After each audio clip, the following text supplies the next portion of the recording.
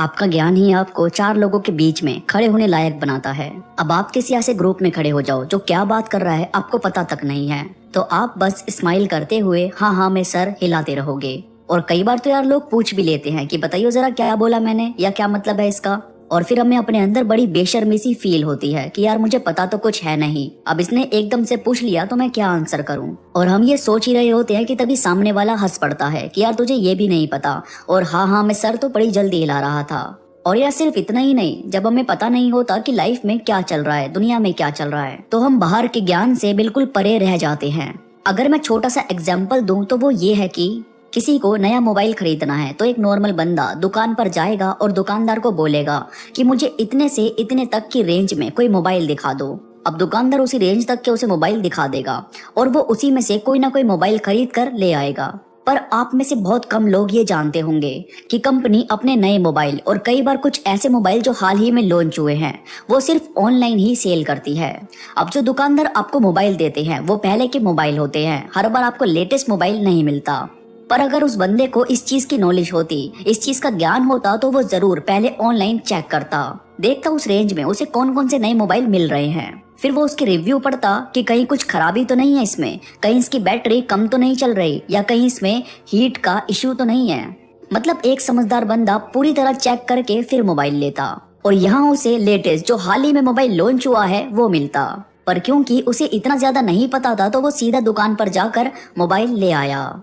तो भाई यहाँ मैं आपको यही समझाने की कोशिश कर रहा हूँ कि आपको नई चीजों की नॉलेज होनी बहुत ही ज्यादा जरूरी है।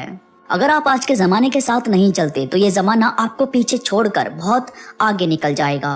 और मेरा मकसद हमेशा से यही है कि आपको समय के साथ साथ आगे लेकर चलूं, पीछे छोड़ू नहीं। आगे बढ़ने से पहले अगर आप अब तक मेरे साथ इंस्टाग्राम पर नहीं जुड़े हो तो प्लीज वहां जरूर जुड़ो। इंस्टाग्राम का लिंक नीचे डिस्क्रिप्शन में मौजूद है, वहां आपको मेरी सारी अपडेट सबसे पहले मिलेगी, तो इस वीडियो के बाद वहां जरूर जुड़ना। अब आगे बढ़ते हैं।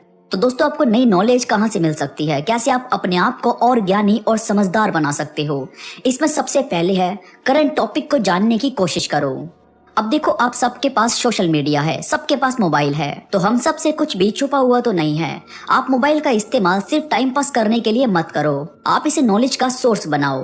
आपको करना ये है कि आप जब भी कोई नई न्यूज सुनते हो, जब भी आपको लगता है कि ये क्या हुआ या कोई नई चीज लॉन्च हुई है, क्रिकेट शुरू हुए हैं, कहीं पर बाढ़ आई है या कहीं भी कुछ भी हुआ, तो उसकी जानकारी यानी करंट टॉपिक की जानकारी लेने की कोशिश करो। जाना करो कि आखिर माजरा क्या है।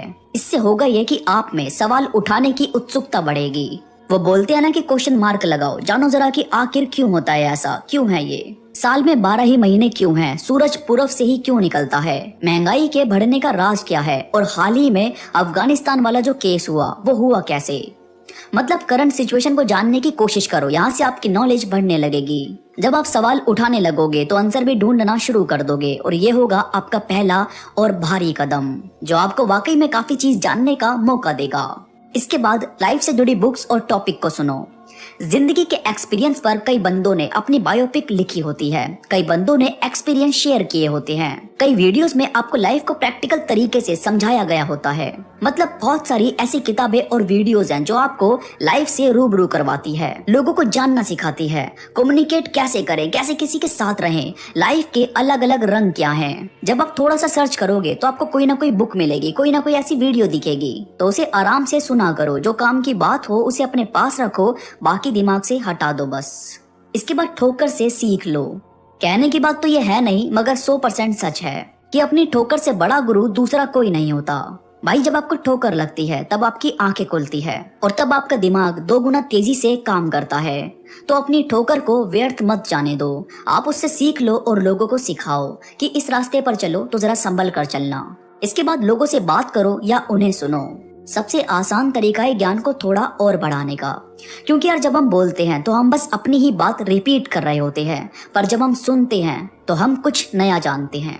तो सुनो ज्यादा और बोलो कम। देखो किस चीज का जिक्र किया जा रहा है, क्या आपको समझाया जा रहा है, बताया जा रहा है। और भाई सिक्के के दोनों साइड को जानो, यानी सिर्फ पॉजिटिव कुछ नहीं है और सिर्फ नेगेटिव कुछ नहीं है, आपको दोनों साइड को ध्यान में रखना चाहिए। याद रहे, एक लीडर कभी भी सिर्फ हाँ में हाँ नहीं मिलाता, कभी भी सिर्फ एक साइड को देखकर लीडर नहीं बनता। वो जीतता है, वो लीडर बनता है क्योंकि उसने दोनों साइड को अच्छे से परखा है। तो उसे पता है कि कौन सी साइड पर कितना जोर देना चाहिए। बैलेंस रखना बहुत जरूरी है। बहुत ज्यादा पॉजिटिव होना आपका ओवर कॉन्फिडेंस बढ़ा देगा और बहुत ज्यादा नेगेटिव होना आपको कॉन्फिडेंट कभी बनने ही नहीं देगा।